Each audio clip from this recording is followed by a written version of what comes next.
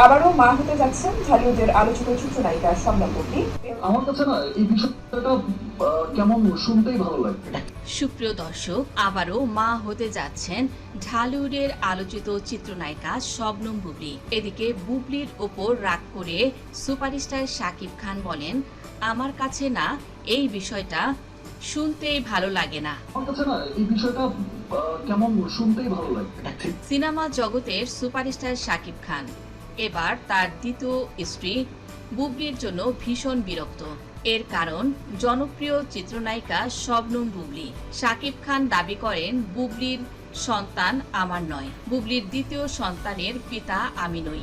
শাকিবের এমন অস্বীকারে কঠিন এক হুঁশিয়ারি দিলেন বর্তমান প্রধানমন্ত্রী তারেক রহমান। সেই হুঁশিয়ারটি বর্তমান সোশ্যাল মিডিয়ায় ভাইরাল।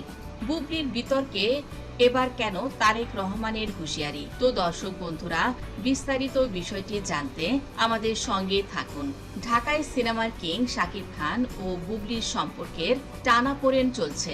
এখন top of the country Shakib Khan দ্বিতীয় সন্তানের বাবা হতে চলেছে। কিন্তু এবার বিষয়টি শুধু সিনেমার পর্দা বা আড়ালে নয়। বুবলীর দ্বিতীয় সন্তান নিয়ে শাকিবের রহস্যময় মন্তব্য, তার মাঝে কিনা যোগ হলো রাজনৈতিক অঙ্গনের বড় নাম তারেক রহমানের। বেশ কিছুদিন ধরেই সোশ্যাল মিডিয়ায় গুঞ্জন উঠছে যে শাকিব ও বুবলীর কোল জুড়ে আসছে এক দ্বিতীয় সন্তান। কিন্তু শাকিব খানের ঘনিষ্ঠ সূত্রে খবর পাওয়া গেছে, তিনি এই সন্তানের পিতৃত্ব সরাসরি অস্বীকার করেছেন।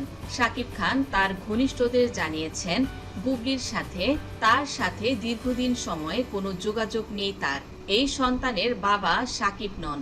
এই নিয়ে যখন সোশ্যাল মিডিয়া তোলপাড়, ঠিক তখনই নেটিজেনদের অবাক করে সামনে তারেক রহমান।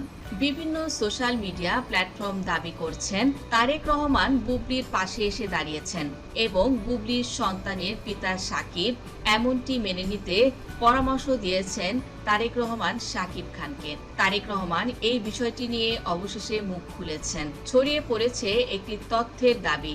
তারেক রহমান বলেছেন, সমাজের আইকন বা সেলিব্রিটিরা যা করেন তার প্রভাব পুরো সমাজের উপর পড়ে। কারো ব্যক্তিগত জীবন নিয়ে নাটক বা কোনো নারীর সম্মান নিয়ে ছিনিমিনি খেলা এই সরকার সহ্য করবে না। তারেক বলেন, দেশের আইন ও নৈতিকতার ঊর্ধ্বে কেউ নয়।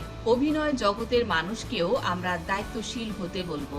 দর্শকদের জানিয়ে রাখা ভালো, তারেক রহমান এই বক্তব্যের কোনো আনুষ্ঠানিক বা ভিডিও রেকর্ড পর্যন্ত পাওয়া যায়নি।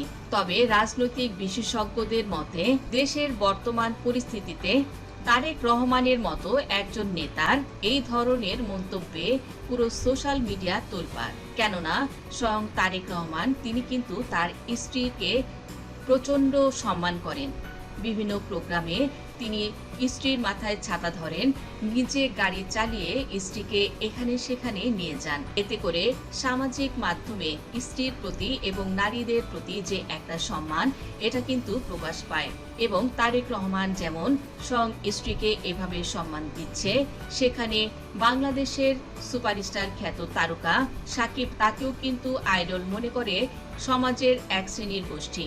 তো তারেক রহমান এ কারণে কিন্তু এই বিষয়টিতে হস্তক্ষেপ করেছেন এবং বুবলীর এই কঠিন সময়ে শাকিব খান যেন মুখ ফিরিয়ে না নেন, এ কারণেই দেশের প্রধানমন্ত্রী হয়েও তারেক রহমান শাকিব খানকে বুবলীর সন্তানকে মেনে নেয়ার জন্য পরামর্শ দিয়েছেন।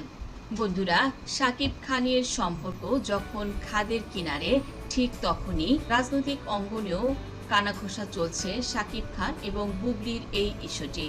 কেননা নায়িকা বুবলীর প্রথম সন্তান বীরের জন্মের মতো এবারও দ্বিতীয় সন্তানের জন্ম এবং পিতার পরিচয় নিয়েও চলছে ধোঁয়াশা। একজন মা হিসেবে একজন জন্মদাত্রী মায়ের কতটা প্রভাব পড়তে পারে শারীরিক এবং মানসিক ক্ষেত্রে, এবং এর প্রভাব কিন্তু ভূমিষ্ঠ হওয়া সন্তানের উপরও পড়তে পারে। এ কারণে তারেক রহমান এবার পরামর্শ দিয়েছেন, এবং শাকিব খানকে ফোন করে এই পরামর্শ দিয়েছেন যে তিনি যেন বুবলির সন্তানকে মেনে নেন, তাকে যেন এই পৃথিবীতে পিতৃ পরিচয় খুঁজতে না হয়। তো বন্ধুরা, বাংলাদেশের প্রধানমন্ত্রী বুবলির পাশে যেভাবে ঢাল হয়ে দাঁড়ালেন, বিষয়টি আপনাদের কেমন লেগেছে অবশ্যই কমেন্ট করে জানিয়ে দিন। এবং শাকিব খানের বর্তমানে কি করা উচিত, এই সন্তানটিকে কি মেনে নেওয়া উচিত নাকি উচিত নয়, আপনাদের মূল্যবান মন্তব্য কমেন্ট বক্সে লিখে জানান। ভিডিওটি ভালো লাগলে লাইক কমেন্ট শেয়ার করুন। ধন্যবাদ।